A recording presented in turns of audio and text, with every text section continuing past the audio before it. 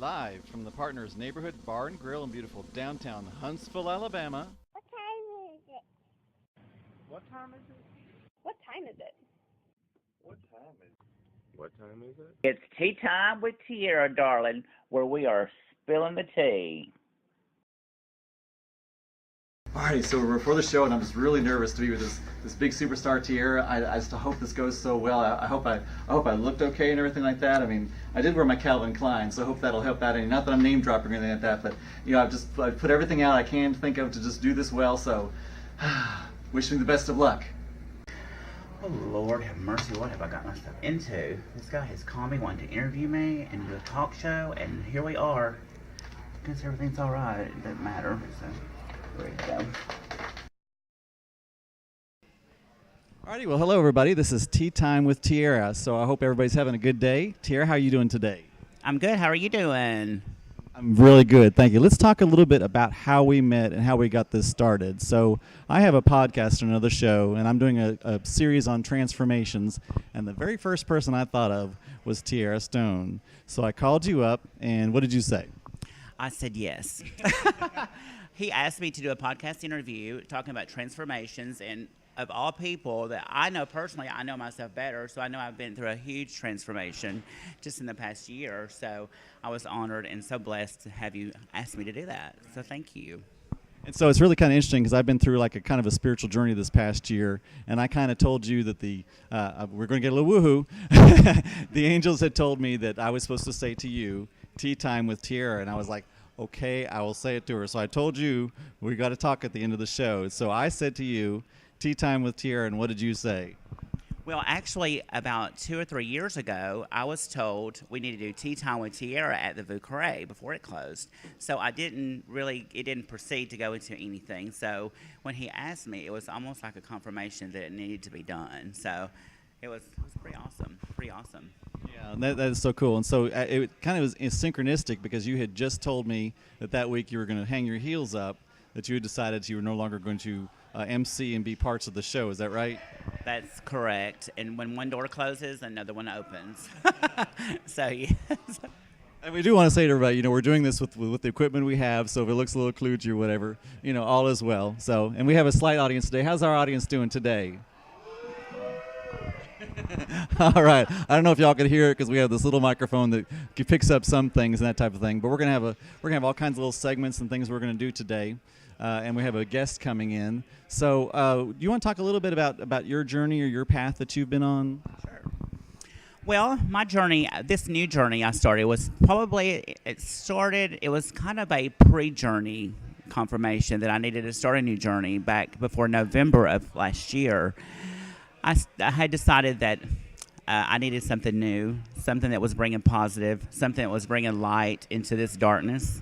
And I really have always been a light person, always shedding light when there's darkness. But I needed something bigger and better. So when the Vieux Carré closed, I decided that I needed to be more spiritual. I needed to embark on a new journey, and I needed to include the man that brought me into this world. So I decided that I was going to go to church. So I attended the Spirit of the Cross on November, the very first Sunday in November. And since then, I can tell you that my life has changed, the people around me has changed, and everything about me has changed. Even the way I think has changed. So I'm so thankful and so honored and blessed.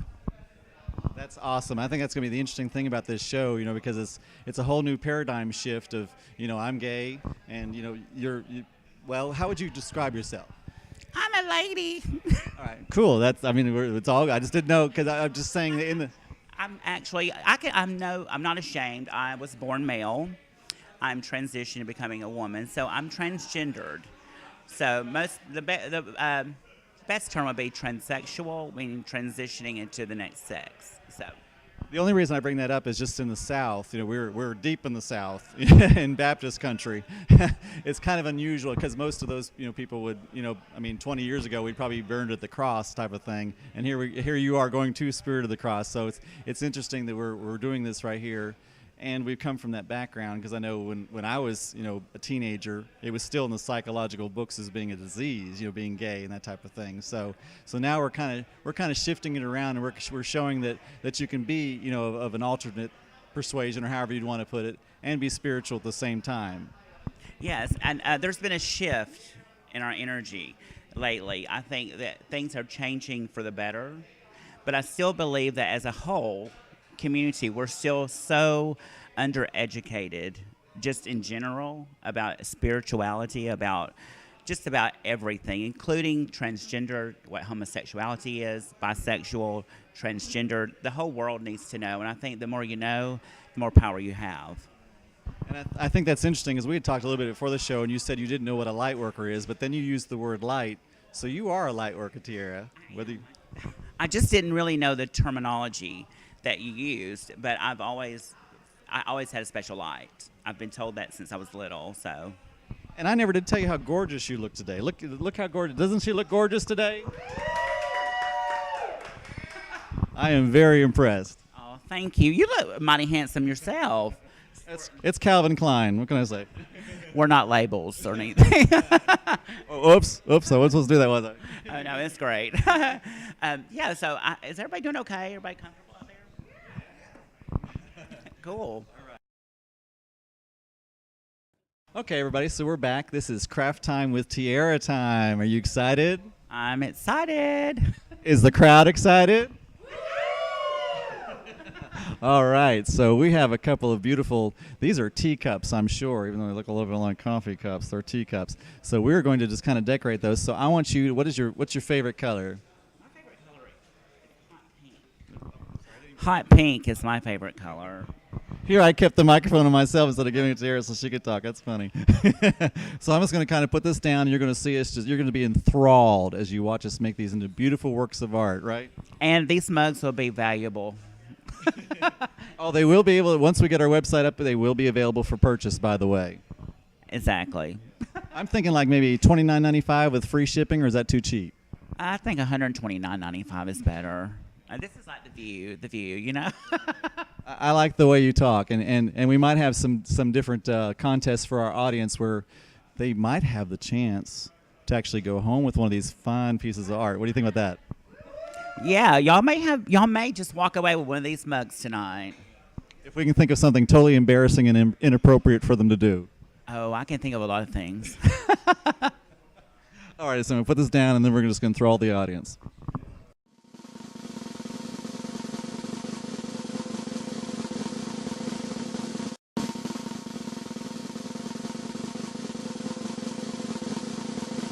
Do it now. What does yours say? Mine says abundance, health, joy, and love. Mine says love and light. So we'll take pictures of this, and I'm sure they're flashing up right now on everybody's screen. Yes. What do you think, y'all? You like them? Yeah. You think? Would y'all pay $199.95 with free shipping for each of these? We'll have a really pretty boy come in and deliver them to you. All righty. Well, I think that concludes our craft corner. What do you think? Sounds good to me. It's a wrap.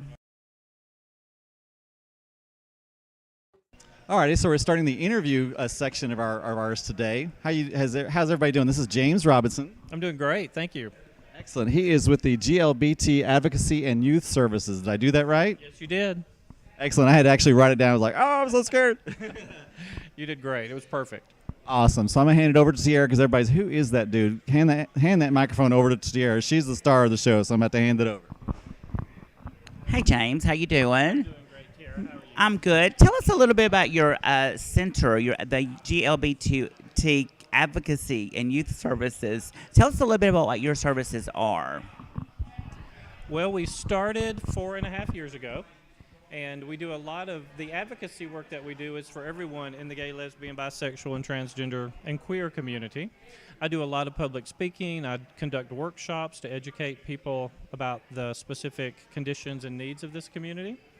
A lot of those are for professionals, social workers, nurses, nonprofit agencies. And I do a lot of activism also. I attend as many events as I can, take interns with us, take volunteers with us, march in parades, everything we can to be visible. That's the advocacy side of it. The youth services side, 4.5 years ago, we started a weekly youth support group, and we have seen over 100 teenagers come to that group. Some come 1 or 2 times. Some come and stay a whole year or longer till they age out of it. That's primarily the part of the youth services and supporting local gay straight alliances in the high schools and things like that. And just being public and sharing our stories so that these young people have local examples of people like yourself that they know they can turn to, and you do a great job with that. I've seen you do that at the center. And we also have a transgender support group. Our office now is Our Space Community Center. It's the only center in the state of Alabama. And we provide space for some other groups that meet there with us also. And the agency has evolved into the Rocket City Pride organization.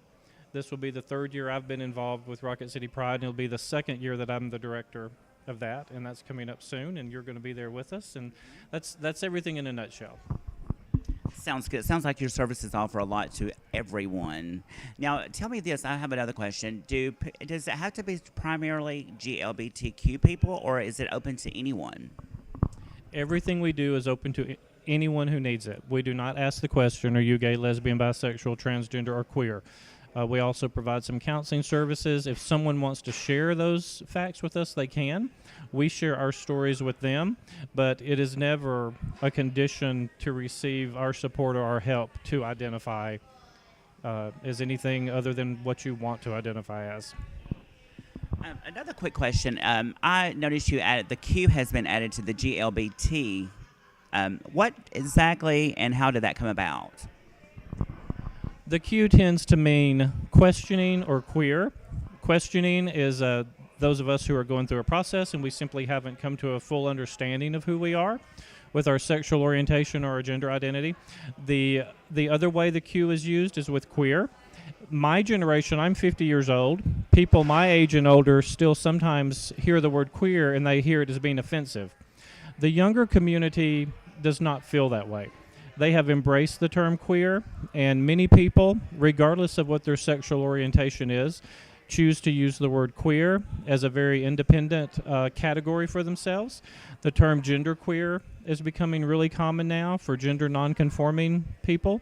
And we have about 8 teenagers in our youth group right now, and about 6 of those are identifying as genderqueer or gender nonconforming. So that's where the Q comes back into it. It's been re-embraced and turned into a positive affirmation of sort of independence for a lot of people. Awesome. I did not know that. So, Pete, do you have anything you'd like to say? Yeah, you were talking. I was just wondering, is it like a place where these people can stay, or is it just like a day type thing?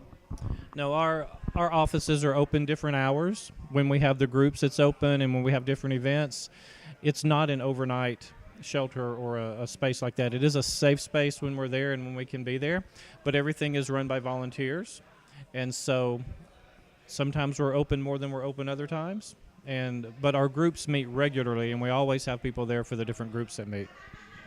So can you give us kind of an idea of how many youth you serve in a certain time frame, however you quantize it? That's really hard to tell. Right now, for the past 3 months, we've had 8 to 10 teenagers coming, usually about 8 every week. For a few months before that, it dropped down to 1 to 3. It goes up and down throughout the year. Over the past 4 years, we've kept a record, and we've seen over 100. Like I said, some of those may come in one time and they need someone to talk to. They've never spoken to another lesbian before or to a gay man. And they come in and they ask all their questions, and then they go back out to their community and they found what they needed. Other people come repeatedly over and over and over. So the youth group kind of goes in cycles throughout the year depending on what time of the year it is. Summer will probably drop off a little bit lower. Because kids are involved in a lot of other things when school's out, and then it will pick back up again in the fall. Awesome. I know that, because I'm the same age as you. I'm 50, and I know back when we were kids, it was still in the psychological book as far as disease, right. And right. So I was just going to say that, I didn't have any place to turn or I didn't have any kind of good role models of knowing, because all we had was what was on TV, and that, of course, was just laughed at. So it would have been awesome to have something like that back when, because what I did was I went ahead and got married and had the kid and then got the divorce. And then it's interesting to me because Dan Savage says when you come out of the closet, you usually burst out of the closet. And that's pretty much what I did. That's what I did too. I only came out 5 years ago. I was 45.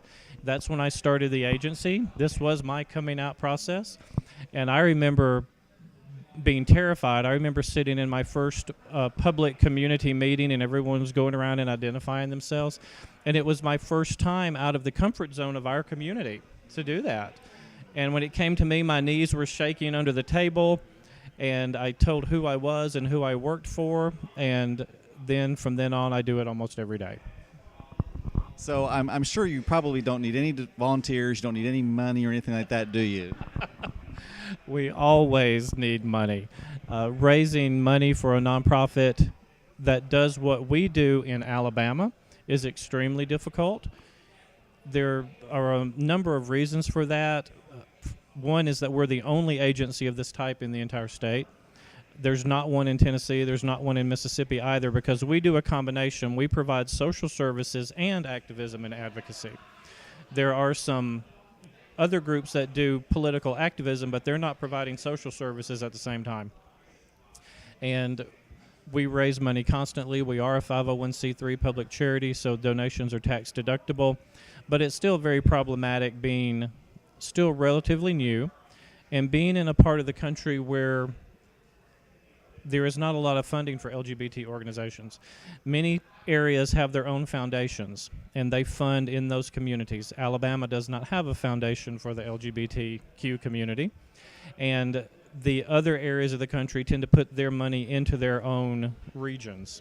So the South needs funding all across the South, not just here in Huntsville, but we need it everywhere, and we need more agencies like this to be developed. We need more social services because our people are struggling, they're hurting, they're dying, and many of them don't even know where they can go to a safe doctor, especially the transgender community. There are so many issues right now with us trying to find healthcare services for members of the transgender community. I could go on and on about that. They almost do not exist here. So now, how do the youth find out about the center? We go and we speak at their gay straight alliances. We have 4 of those in Huntsville right now in the high schools, and it's promoted. We have sent letters to every city, not just city, every school counselor within about a 100-mile radius, letting them know that the group is here. And we have had youth come in because their counselor went to them and said, this is a group. We have had a lot of media exposure, dozens and dozens of interviews over the past few years, newspaper articles, word of mouth, people just sharing. Several churches know we're here now. I've been to speak at some youth groups at churches. Just everything we can do. It's grassroots just to get out there. And one person tell the next person, and one person tell the next person. That's awesome. I'm so proud of you. I'm so glad that you were out there. That's just awesome. So for people that want to help, so you're there on Facebook, and what other things besides just money is there time they can volunteer, or what can people do to help? Well, right now we're coming up to Pride, and we have about 30 Pride volunteers, and that keeps growing. We have a pretty large database of, actually, we have had about 90 people come in and want to volunteer. That is what we are wealthy in, is people wanting to help. And what we do is we look at their skills, we look at our needs, and then we match that up. Sometimes we need more volunteers than we do other times, but anyone can contact us and give us your information and talk to us about what you want to do, and then when the need is there, we will know you're there ready to help. That's cool. And will you talk about your contact information, your Facebook, phone number, address, however best? On Facebook, there's a number of ways. One is the Facebook page for the agency. That is GLBT Advocacy and Youth Services. We also have Support Marriage Equality in Alabama. We have gayinalabama.com, Rocket City Pride, free2be.org, and Our Space Community Center. Those are all Facebook pages. We have about 4,000 people connected to all of these different pages. We have the email address of the office is info@glbtays.org, and the office phone number is 256-886-1150, and you can always call, and if no one answers, just leave a message and we'll get back in touch with you. Awesome, James. Is there anything else you want to talk to us about the organization? Does that pretty much cover everything? Well, it's really important for people like Tierra to come by, and she does that. She has been there on Sunday afternoons, and I remember one young man who walked in scared to death, and he just wandered in the door, and Tierra was there, and just her natural spirit of love and kindness had conversations with him. That young man kept coming back, and he told me one Sunday afternoon that he was so glad we had found us, because he had found us because we had been so nice and so accepting of him. And that started that day you happened to be there and had that conversation with him, because I may not be the example someone needs. My experiences may not be the experiences they're looking for. The more people that get involved, it may take a while, but you never know whose life you're going to touch. And you can do this on your own also. You can do it through Facebook, social media. I have spoken to people all over the world who needed someone simply to talk to. That's how a lot of this started. So even if you can't get out of your house, you can make yourself available to someone to listen in some way. And by doing that, we all save lives and we help people. All right, so that is so cool. So I think now, are we going to be ready for the pet corner? Because we want to talk about James's pet. Yes, I think the pet time would be great. James, I had asked James if he had a pet, and he said he had a parrot, and so he told me a story that I won't dare repeat. I want him to share this with y'all. So, well, my parrot is named Renee Senegal Bourgeois, and that's an interesting name. Renee is a Senegal parrot, and I did not know whether Renee was male or female because they all look identical. So I wanted a gender-neutral name, so I chose Renee, and Senegal parrot. And at the time, I had a chiropractor who was Dr. Bourgeois, and so I thought that was just a really cool name, Renee Senegal Bourgeois. So I was living in Birmingham, and Renee was out on the deck in a cage, and I had another little parrot there also, and I went out and Renee was gone, and we were on a second floor and got out of the cage some way. 3 days later, thinking I was never going to see Renee again, I go out and I'm on my deck, and that other little parrot, I left it out there and it would scream and do its normal thing. I looked out across the parking lot, and here comes little Renee wobbling literally across the parking lot, walking back to the apartment. And his wings were clipped, so he couldn't really fly up. I do not know how he survived 3 days out in the neighborhood and found his way back home. And Renee has been with me for about 15 years. I hand-fed Renee as a baby. And so at times Renee has been very tame, and at times Renee gets very nippy, and I've got scars on me. Every morning when I leave, recently, he has started saying, bye, Renee, because every morning I would walk out the door and he would scream until I would tell him goodbye, literally. And then when I would say goodbye, he was okay. And now he started mimicking that. So I'll walk out the door, it's bye, Renee. In the morning, he tells me good morning, cute little things like that. So I love birds that way, and I love parrots. And he's a great little addition to my family, so. well, that sounds good. I don't have a pet, so I don't have any interesting stories about my pets, but I do love pets, though. So, Pete, what do you want? You have a pet? I have a couple of pets, and it's going to be really interesting to see which ones I'm able to get a picture of, because we're going to put James's picture, I'm sure you've already seen on here, because one of them does not like to be taken a photo of, the little Chihuahua. His name is Roscoe. And then I have a cat that, so this is what I want to know from the audience, because everybody keeps telling me that Bob is of the larger persuasion. I think he's perfect. Now, the interesting thing about Bob is it's spelled with a little B, a little O, and a big B at the very end. It's just the way he wants it, so I don't know. And I was going to say to you, James, that Tierra and I do know why Renee came back, and that was because of love. Do you agree, Tierra? Thank you. Yes, that's the only reason Renee came back.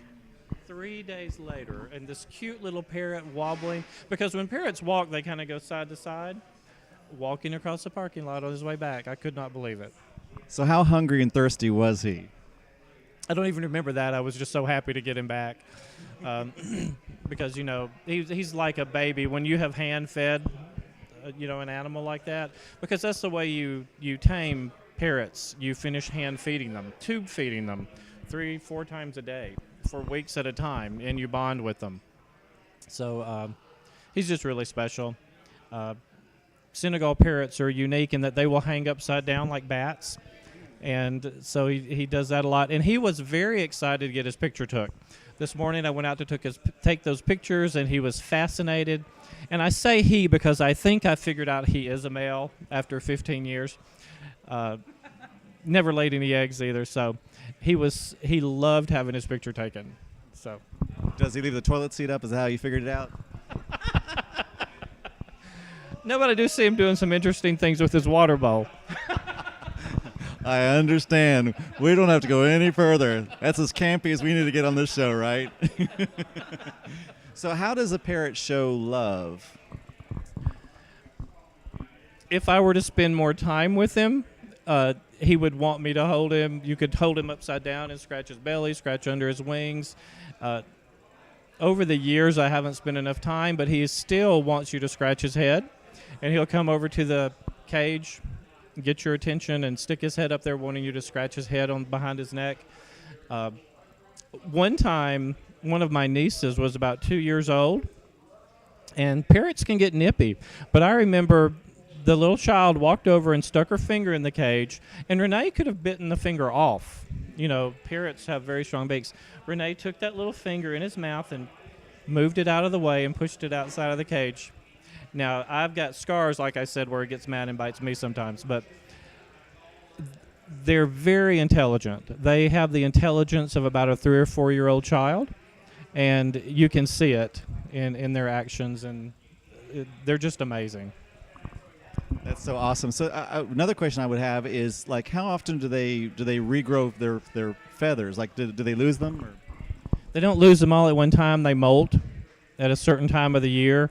It's usually about twice a year, I think, for Renee. I don't notice as much as I did when he was younger, but they get kind of nappy looking, and they preen themselves. They pull out the old feathers, new feathers grow out, but it doesn't all happen at one time.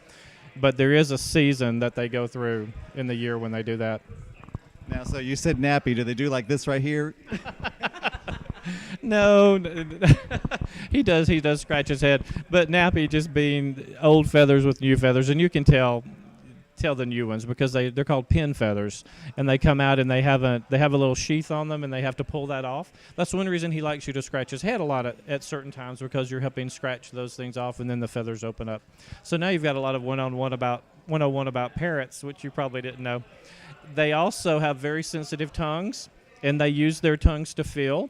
And so you talked about affection. He will come over, and if he will touch you with the tip of his tongue, and it has a lot of sensors on it, and he uses that the way we would use our fingers. And he'll come over in the morning and stick his claw out and grab my finger when I'm feeding him. They're just really fascinating creatures. I imagine he's probably intuitive with you by now. He knows what kind of mood you're in, or if you're not feeling well, or... He has over the years. This parrot has been with me through a lot for about 15 years, through good times, through about 10 years of substance abuse, and this bird was always with me, moving from one place to another. I'm surprised that this bird is alive with all that's probably inhaled over the years. It actually survived a fire one time. The fire chief came out and told me that there was no way this bird was going to be alive in the apartment because it had caught fire. And then they got into the back bedroom and opened the door, and there they were. They were fine. So this bird has made it through a lot, and they can live. This size bird probably about 30 years. The larger the parrot, the longer they can live. The big macaws can live over 100 years. So they often have to be inherited by someone. So I know I've got probably at least 15 more years, whichever one of us lives the longest with Renee. So. Well, that's awesome. That's really awesome. You have any other questions, Tierra? I'm good. I've learned a lot about parrots, and I really thank you because I didn't know any of that. So it's very informative. Thank you. Thank you so much for having me on your program. This has been fun. I wish you great success. And anything I can do to help, let me know. Thank you, James. We surely appreciate you being first guest. How about it for our first guest? We can't keep these people back. They're just crazy. Alrighty, so I think that's going to conclude our show for the day. Tierra, it has been wonderful. Thank you, Pete. It's been an awesome experience. Thank you. And so keep tuned for our next show. Where our intention is to do this every week. We'll see how that works out, whether the angels and everything conspire with us on that. Sounds good. Remember to be kind to one another. I love that. That's why I want to do this show with you. Bye, everybody. Bye-bye.